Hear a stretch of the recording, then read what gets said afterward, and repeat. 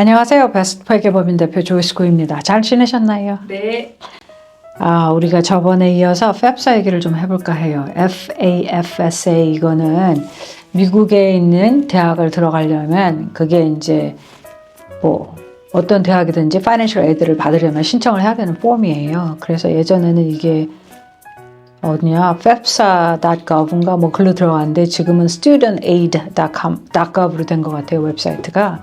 그러면 이제 거기 들어가서 누구나 다 신청을 하면 해당 사항이 되면 정부의 이제 그 경제적인 도움을 받을 수 있는 거죠. 그렇죠? 이거를 해야만 론이고 뭐고 받을 수 있는 것 같아요. 그래서 이제 대학을 보내시는 분들은 이제 우리가 자녀들이 학교를 간다 하면 이제 보통은 다 이거를 필아웃 하셔서 이제 보내시는 겁니다.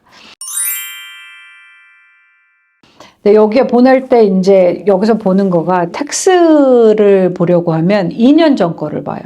그래서 이제 먼저는 이제 레커멘드 하기를 먼저는 부모들이 가서 어카운트를 만들고 그리고 나서 자녀가 만들어서 이제 이렇게 다 합쳐지는 거지, 그죠? 정보가 다. 근데 이제 중요한 거는 그 애플리케이션 쓰실 때 이제 그 IRS에 너 텍스 보고를 가져와도 되냐 그거를 선택하셔야 하는데 그거를 yes를 하지 않으면은 이제 아예 안 된다고 해요. 그러니까 이거는 뭐냐면 지금 이제 텍스 보고를 2024년도 거겠지. 2026년 거를 신청하는 거니까 현재는요. 그러면 2024년도 텍스 보고 한 거를 우리가 IRS에 신청해도 돼. 컨택을 해도 돼. 그러니까 이게 뒤에서 다 일어나는 일인 거죠. electronically 보내면 거기서 이제 정보를 받는 거니까 딱히 하실 거는 없는데 거기에 대해서 yes를 하고 이제 정보를 집어넣어야 되는 것 같아요. 근데 이거 파이낸셜 에이드를 받는 데는 두 가지가 중요 포인트가 되는 거예요. 뭐냐면 하나는 인컴이 얼마예요. 받는 인컴이. 근데 인컴은 지금 우리가 이거저거 다 넣잖아요. 근데 이제 텍스 보고 한 거를 해서 사용이 되고 에셋은 뭐냐면 내가 가지고 있는 자산들이 이제 얼마냐 무엇이 있느냐에 따라서 이제 이게 또 바뀌어줄 수 있는 거예요. 얼마를 받을 수 있는지. 그러니까 이제 학생이 학교를 가려고 하면 필요한 돈이 있잖아. 그 필요한 돈 금액, 거기에서 이제 뭐 이런 자산과 뭐 인컴이나 이런 걸 다 계산한 거에서 이제 책정되는 지수 같은 넘버가 발생되면 그걸 빼고서 그리고 나서 이제 이 사람이 얼마를 받을 수 있는가를 알게 되는 것 같아요. 그러니까 정확한 금액은 어디서 오냐면 이제 신청하는 학교, 애플리케이션을 신청할 때 내가 이 학교에 등록을 할 거예요. 이제 애플리케이션을 보낼 거라고 쓰잖아요. 그러면 이제 그 학교에서 실제적으로 당신이 얼마를 받을 수 있어요 하는 편지는 오는 것 같아요. 근데 이제 여기에서 이제 기본적으로 이걸 몇 번 하신 부모님들은 이제 알아서 하시고 정보를 넣으시고 그리고 기본적으로 우리가 텍스 보고를 할 때 이제 Earned Income Tax Credit이라는 게 있어요. 일을 했지만 우리 가족의 사이즈에 비해서 우리가 인컴이 너무 작아서 이제 IRS에서 텍스 크레딧을 받는 거예요. 그러니까 이런 게 해당되는 분들은 사실 에셋 자체도 물어보지 않아요. 뭐 또 정부에서 메디케이드를 받는다거나 뭐 이런 거 있잖아요.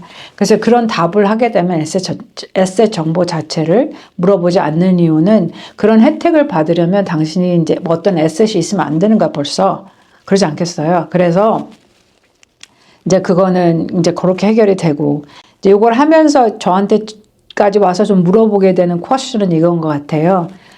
이 어떠한 그 파이낸셜 에이드를 받으려고 하니까 어누어티라는 상품을 들면은 그게 내 자산으로 안 잡힌다고 하는데 그럼 어누어티를 들면 되지 않아요? 요 퀘스천이거든요.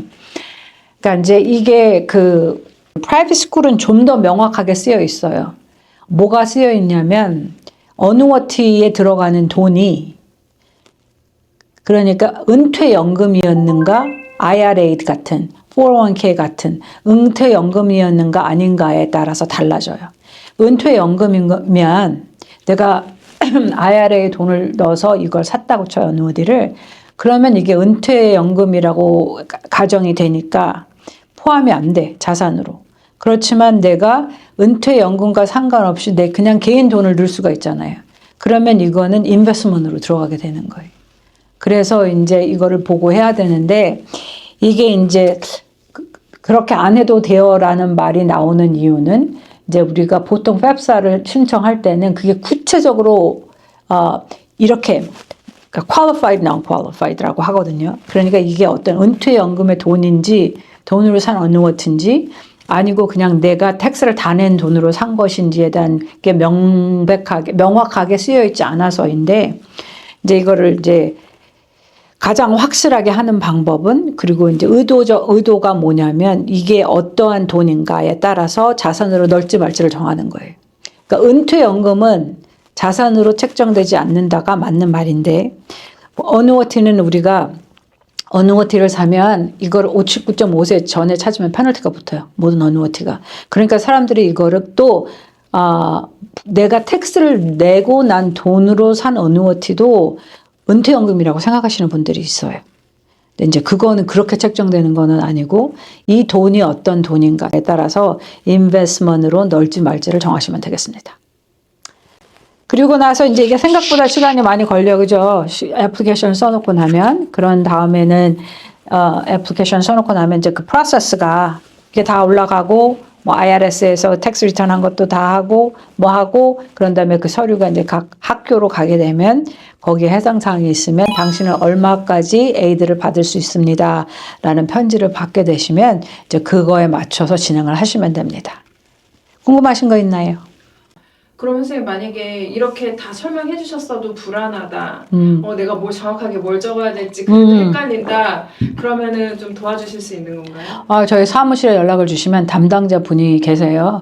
제가 하는 건 아니지만 담당자분께서 도와드릴 수 있고 일정의 수수료가 발생하고 그 도움이 이제 더 많이 필요하신 분들은 그렇게 사무실로 요청을 해주시면 됩니다. 근데 이제 이렇게 해주신 분들은 하다 보면 본인이 하실 수 있으면 그렇게 들어가서 좀 미리 하시는 게 좋아요. 지금 벌써 열렸으니까, 그죠? 시간이 October 1st부터인가 10월 1일부터 열렸잖아요. 그렇게 해서 하시면 되고 혹시나 더 도움이 필요하시면 저희 사무실로 연락을 주시면 되겠습니다. 네, 알겠습니다. 네, 감사합니다.